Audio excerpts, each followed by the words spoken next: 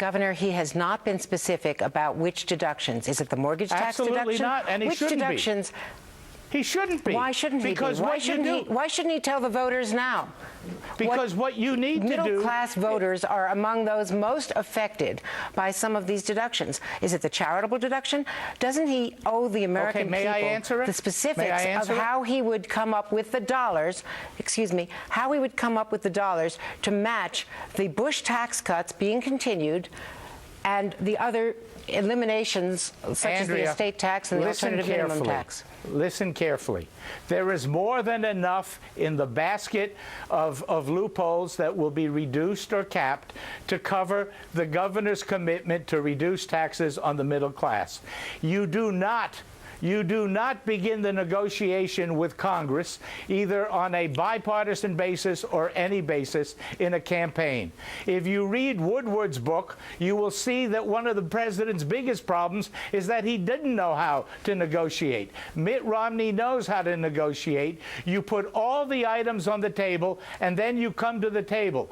Everything is on the table in that basket. It is liable to be eliminated or means tested or part of the capping process. The solution is to select amongst those from negotiation. That solves the problem. Governor, it took 3 years for the best negotiator in the business, Ronald Reagan, to achieve tax reform back in 1986. 3 years. It only took us 7 months under Bush under Bush 1. We put together a package because the president led that. The president met with Foley. The president met with Mitchell. He went down to Congress to meet with them. He met with them in the White House. And I was involved in those negotiations with him and saw a president show leadership to get a bipartisan agreement. It didn't take him 3 years. It took him 7 months. And the Bush tax cuts are going to be continued by a President Romney, and then he will first begin negotiating with a new Congress to try to come up with the money to pay for them?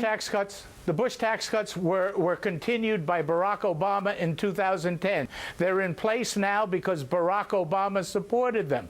He supported them because he recognized, as he said then, raising taxes when the economy is lousy is the wrong thing to do. He may not know it, but the economy is still lousy. You don't raise taxes now when the economy is lousy. To be continued, as always. Governor Sununu, thanks for joining us today. Thank you, Andrea.